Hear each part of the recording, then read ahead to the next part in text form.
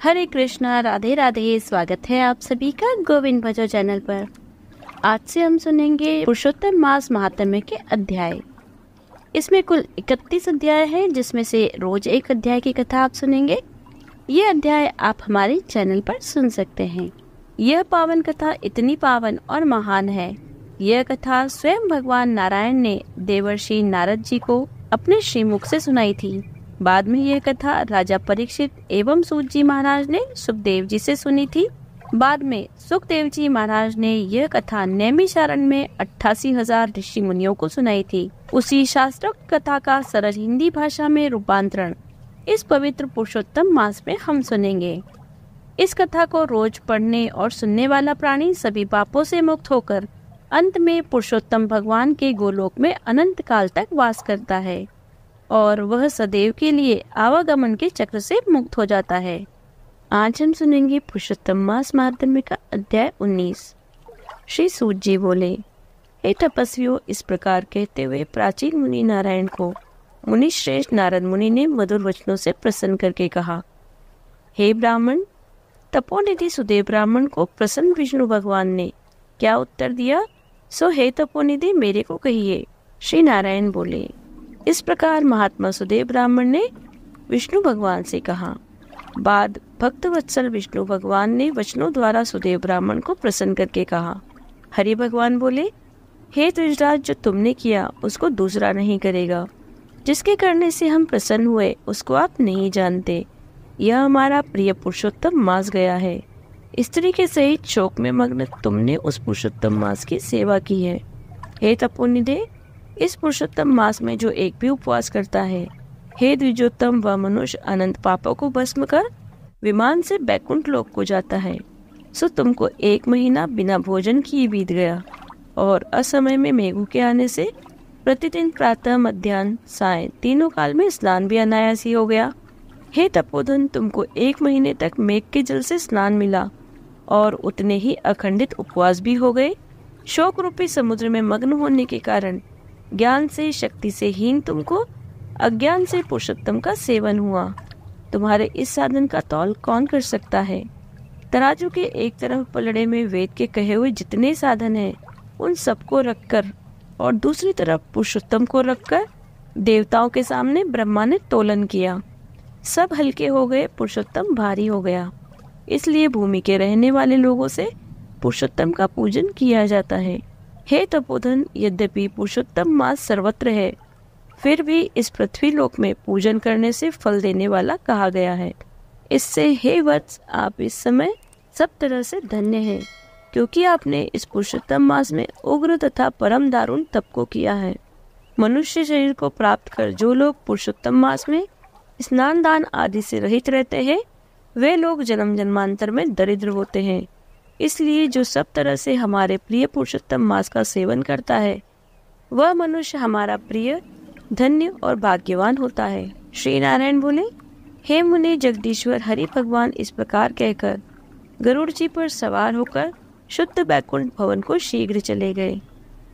सपत्नीक सुदेव शर्मा पुरुषोत्तम मास के सेवन से मृत्यु से उठे हुए सुखदेव पुत्र को देखकर अत्यंत दिन रात प्रसन्न होता भया।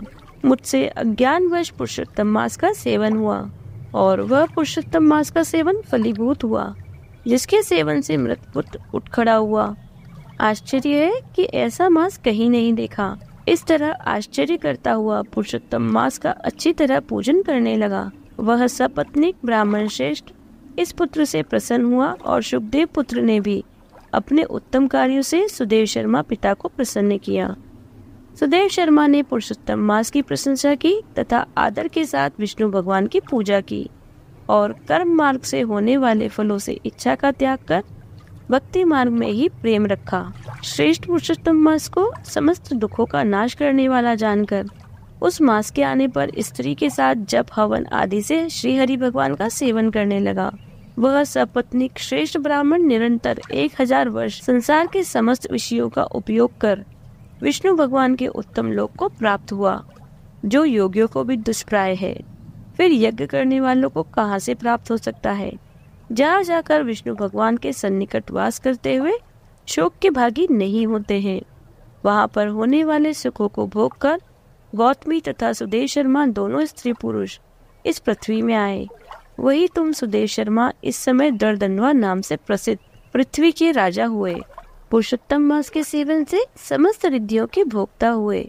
हे राजन, यह आपके पूर्व जन्म की पति देवता गौतमी ही पटरानी है।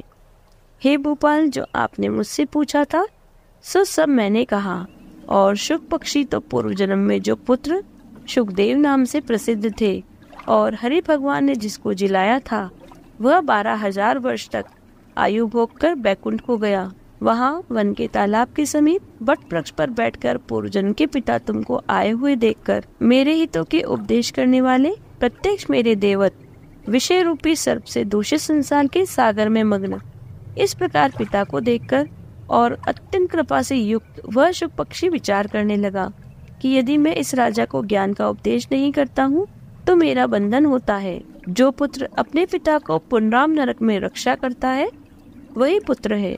आज मेरा यह श्रुति के अर्थ का ज्ञान भी वृथा हो जाएगा, इसलिए अपने पूर्व जन्म के पिता का उपकार करूंगा। हे राजन दर्दनवा, इस तरह निश्चय करके वह शुक पक्षी वचन बोला। हे पाप रहित राजन, जो आपने पूछा सो यह सब मैंने कहा। अब इसके बाद पाप नाशिनी सरयू नदी को जाऊंगा। श्री नारायण बोले। इस प्रकार बहुत समय तक उस प्रसिद्ध यशस्वी राजा दर्दनवा के पूर्व जन्म का चरित्र कहकर गाते हुए वाल्मीकि मुनि की प्रार्थना कर असंख्य पुण्यवान राजाओं का राजा वाल्मीकि मुनि को नमस्कार करता हुआ कुछ बोला। यहाँ पुरुषोत्तम मास महात्म्य का अध्याय 19 समाप्त होता है। यदि आपको वीडियो अच्छी लगी हो तो लाइक कीजिए, ज्यादा से ज्यादा इसे शेयर कीजिए। यदि आप चैनल पर नए हैं तो चैनल को सब्सक्राइब कर लीजिए, बेल आइकन को प्रेस कर दीजिए जिससे आने वाले नए वीडियोस की नोटिफिकेशन आपको तुरंत मिल जाए। यदि आपने पुरुषोत्तम मास महात्म्य के पिछले अध्यायों को अब तक नहीं सुना तो डिस्क्रिप्शन में उनका लिंक दिया गया है, आप वहां जाकर उन्हें सुन सकते हैं। मिलती हूँ आपसे अगले वीडियो में, तब तक बने रहिए गोविंद भजो चैनल पर। हरे कृष्ण, राधे राधे।